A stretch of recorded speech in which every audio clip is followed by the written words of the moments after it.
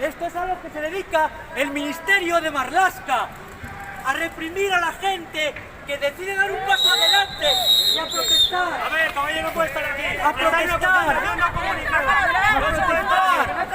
contra las condiciones. Esto es lo que hace la policía.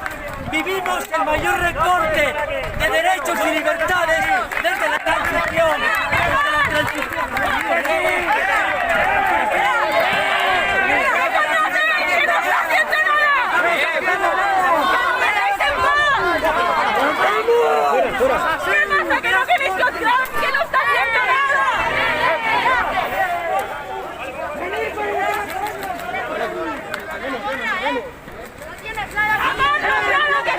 ¿Crees que esto es normal? Sí, me alegro. Alejo.